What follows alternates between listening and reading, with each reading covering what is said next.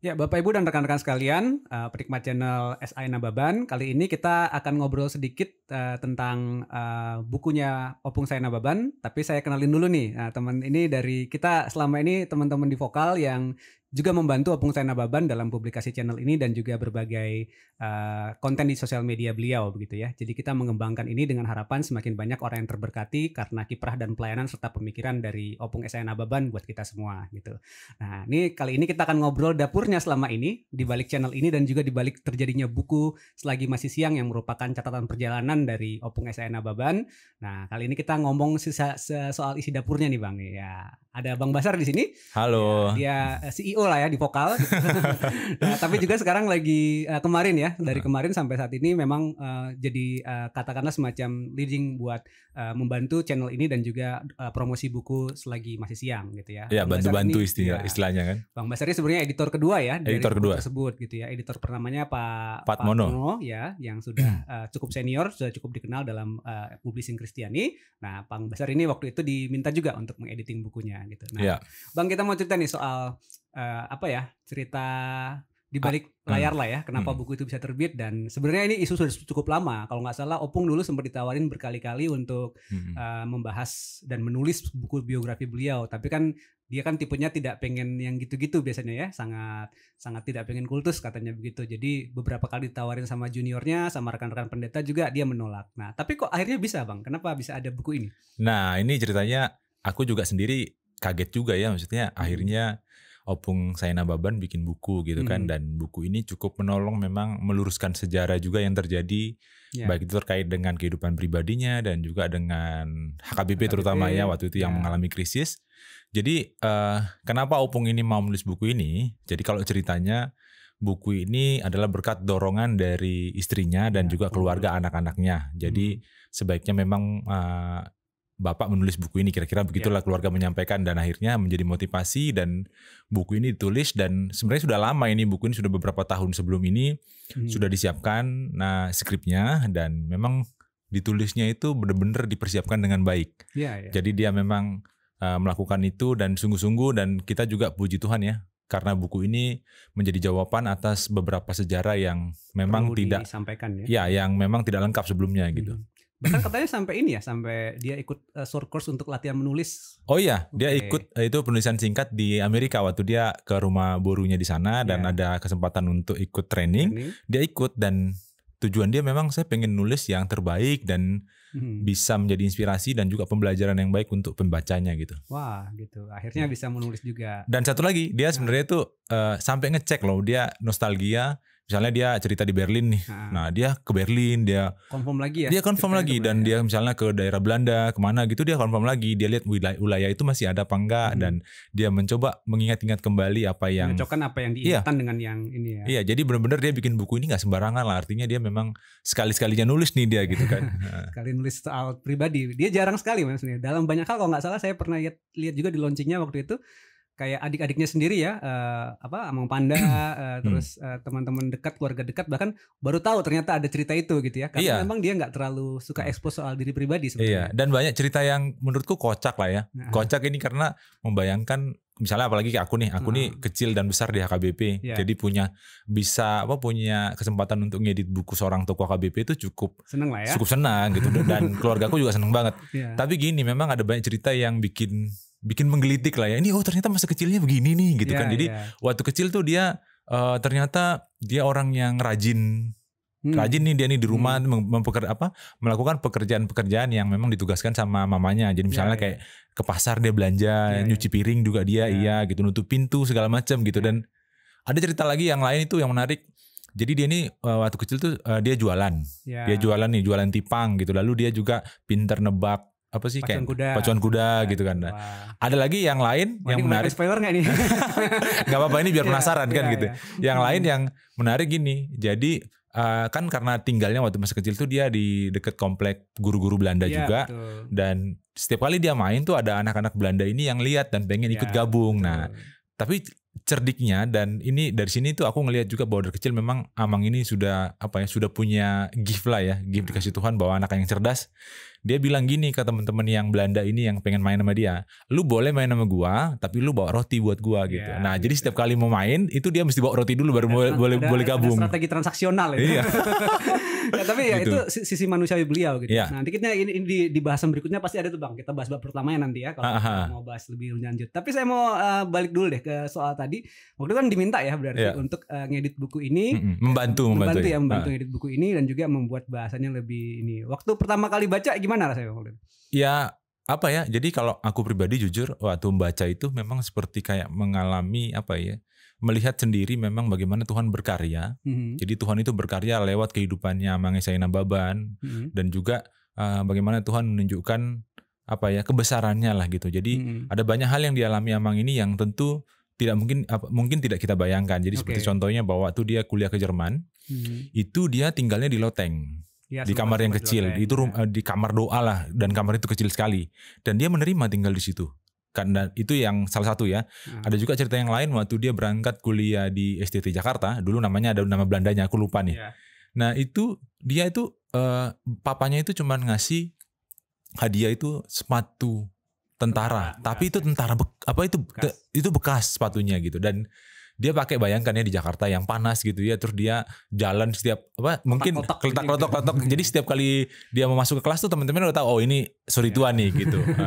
Ya itu cerita-cerita yang mungkin jarang didapatkan ya. Kita jarang tahu karena memang Opung jarang ngomong hal itu juga dalam forum-forum dalam ini gitu. Dan waktu Abang diminta dan diajak itu sebenarnya gimana? Ada ini nggak Bang? Maksudnya kan pasti nggak cuma sekali ya ngajaknya kan, pasti lewat beberapa kali. Iya, beberapa kali ketemu ya. Ini gitu. Apa sih yang biasa diminta oleh beliau dalam bukunya sebenarnya? Yang dia minta dalam bukunya sebenarnya pokoknya intinya jangan menonjolkan saya, bahwa artinya yang aku tangkap gitu ya bahwa Tuhanlah yang berkarya atas kehidupannya dan semua ini adalah tuntunan Tuhan kira-kira gitu. Jadi melihat bahwa di tengah-tengah kayak sekarang ini aku misalnya jadi kayak berpikir oh ini orang kok nggak mau menonjolkan diri ya, padahal orang lain tuh berlomba untuk menonjolkan diri dan ini enggak gitu. Jadi aku berpikir pantaslah memang dia menjadi Ephorus HKBP. Karena dia punya jiwa yang sederhana gitu loh. Jadi dan ini aku alami langsung ya, beberapa kali sempat makan siang juga diundang ke rumah, makan ngobrol soal buku ini dan kehidupan sehari-hari juga. Di situ aku melihat bahwa dia orang yang disiplin. Dan disiplin ini sebenarnya adalah kontekstual di zaman sekarang untuk orang-orang sekarang kan, gimana kita disiplin untuk mengatur hidup. Jadi misalnya waktu main, waktu tidur, waktu makan segala macam gitu. Aku sempat tanya, apa sih Amang rahasianya bisa punya umur yang panjang? Dia cuma bilang makan yang cukup. Nah, jadi makan yang cukup dan berarti juga kita disiplin ya. Jadi beberapa kali aku ke situ tuh, jadi kalau misalnya habis makan siang itu dia tinggalin aku tuh di ruang tamu, dia tidur. Oh, kalau udah waktunya dia langsung. Iya, karena memang itu udah waktunya dia tidur. Jadi ditinggalin. Nanti setelah itu baru dia ngobrol lagi gitu, dia bangun gitu. Jadi dia orang punya keunikan lah, maksudku. Oh, masih ada ya orang sedisiplin ini di zaman sekarang gitu loh. Itu gaya Jerman klasik kayaknya sebenarnya. Iya. Tapi ya itu sisi Opung yang mungkin bisa juga jadi tetap relevan untuk zaman sekarang ya. Iya. Jadi kalau baca bukunya sebenarnya kita bukan cuma baca buku soal sejarah seorang yang pernah jadi mimpin HKBP atau PGI, tapi kita bicara soal sesuatu yang mungkin sangat berguna untuk masa kini ya. Iya. Jadi aku juga sedikit flashback kenapa aku awalnya juga menerima untuk membantu mengedit buku ini, karena buatku pribadi juga jadi pergumulan. Karena gini, bukan mau mengingat-ingat krisis HKBP, bukan. Tapi aku ini bukan dari keluarga Nambaban. Aku ini sangat jauh dari yang keluarga Nambaban dan kawan-kawan gitu loh. Aku ini justru lebih dekat ke keluarga dari pihak seberang. Teman-teman di Setiara maksudnya. Iya, dari Simanjuntak dan dari Sihannya, dan kebetulan aku dari Sihannya sangat dekat dengan tokonya waktu itu gitu. Jadi ya, tapi aku pikir gini, bahwa aku merasakan sendiri bahwa Amang ini membuat buku ini bukan untuk mengungkit-ungkit masa lalu, tapi ini adalah untuk menyadarkan kita semua bahwa bagaimana gereja ke depan agar belajar untuk meningkatkan diri dan untuk terhindar dari perpecahan dan perselisihan gitu. Jadi bahwa di buku itu terang benderang bahwa memang ini ada intervensi Orde Baru yang cukup memang cukup mencengkram lah. Jadi nggak cuman HKBP waktu itu yang memang diintervensi sama pemerintahan Orde Baru. Termasuk juga NU. Itu Gus Dur juga. Jadi sempat ada juga pertemuan. Jadi pertemuan waktu itu Gus Dur mau ketemu sama Saina Baban, itu rencananya di Soekarno-Hatta. Di kantor PBNU rencananya. Ya, maksudnya ketemunya memang kalau waktu itu Saina Baban mengira bahwa akan ketemunya di kantor NU, ternyata ketemuannya bukan di situ. Jadi mereka itu saya turun dari pesawat di Soekarno-Hatta, dijemput sama Amang Panda ya. Amang Panda yang menemani Gus Dur, dan Amang saya berpikir bahwa ini kayaknya aku akan diajak ngobrol di PBNU gitu ya. Ternyata enggak, mereka ngobrol di mobil demi menghindari intaian atau penyadapan dari Orde Baru gitu. Jadi bahwa di situ maksudnya ini nggak apa-apa ya, kita agak buka sedikit bahwa intervensi pemerintah Orde Baru itu tidak berhasil menggoyang NU waktu itu, tetapi berhasil menggoyang HKBP. Kenapa? Karena itulah di situ kita lihat bahwa apa yang harusnya kita belajar ya, apa yang sebenarnya salah sehingga kita akhirnya terpecah belah waktu itu ya. Mungkin sebagian orang menganggap tidak ada pecah belah, tapi di situ kan kita terpecah ya, jadi dua kubu. Dua kepemimpinan memang waktu itu. Nah, jadi ya itu cerita yang panjang memang sebenarnya, dan akhirnya bisa balik ya, kita tidak bisa pecah sebagai sebuah gereja waktu itu. Dan kayaknya di buku itu cukup terang benderang ya cerita. Iya, terang benderang. Jadi kalau teman-teman mau baca, teman-teman nanti bisa beli bukunya. Judulnya Selagi Masih Siang, bisa pesan ke kita juga ya. Bisa. Gitu. Jadi bahwa ini kita harus melihatnya dari sudut yang objektif, karena aku pribadi ngelihat ya, maksudnya kayak dari beberapa kali perjumpaan dengan keluarga-keluarga yang dari HKBP itu masih ngerasa ada dendam antara kedua ini. Dan sementara buku ini bisa jadi jawaban untuk kita ketika kita berpikir jernih bahwa ini bukan ini bukan sesuatu yang disengaja Amang S.A.I. Nababan, atau bukan untuk cari popularitas atau untuk mengungkit-ungkit masa lalu, tapi meluruskan sejarah yang memang sempat terpotong ya, karena waktu itu kan orang tuh akses untuk informasi nggak seperti sekarang gampangnya. Terus juga gitu. Waktu itu kan kalau udah damai ya udahlah, jangan diomongin lagi. Iya, tapi sementara itu kan bisa jadi bahaya laten kan. Iya, gitu. Betul. Dan memang itu jadi cerita. Tapi sebenarnya Selagi Masih Siang juga tidak cuma cerita soal Enggak, banyak. Jadi itu mau bilang buku itu selagi masih siang, selagi masih muda, berbuatlah, bekerjalah, belajarlah dengan sekeras-kerasnya, gapailah masa depan dengan sebaik-baiknya. Jadi selagi kita masih muda jangan diem, ayo kita berbuat yang baik untuk sekitar kita, untuk kehidupan kita dan bangsa ini gitu. Dan itu ceritanya cukup banyak ya, cerita soal di Jerman yang menjadi pelajaran kita, soal pergumulan di Dewan Gereja Dunia dan Dewan Gereja Indonesia waktu itu. Dan jangan lupa cerita yang dia juga ceritain itu masa kecilnya di Siborong-Borong, di Tarutung, di Sipoholon. Gitu. Tempat-tempat yang merupakan tempat asal mula kebanyakan orang Batak ya.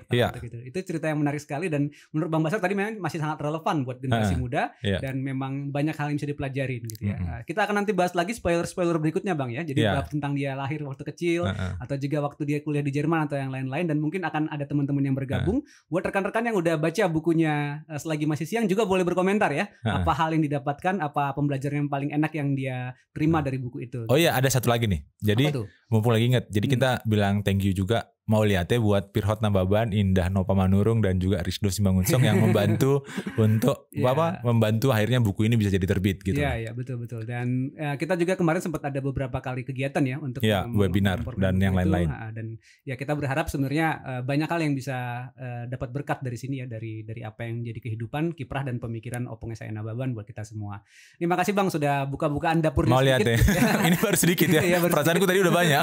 Ya kan masih banyak cerita-cerita lagi gitu. Nanti mungkin rekan-rekan yang lain yang juga terlibat dalam penyusunan buku maupun juga promosi buku ini, kita akan ajak juga untuk ngobrol-ngobrol ya, supaya bisa mempromosikan buku ini. Rekan-rekan buat yang pengen pesan bukunya, yang penasaran isinya apa, bisa pesan lewat kita, juga bisa ada di beberapa akun Instagramnya, atau juga mungkin di BPK Gunung Mulia juga masih ada ya. Ya kita bisa share lagi nanti ceritanya.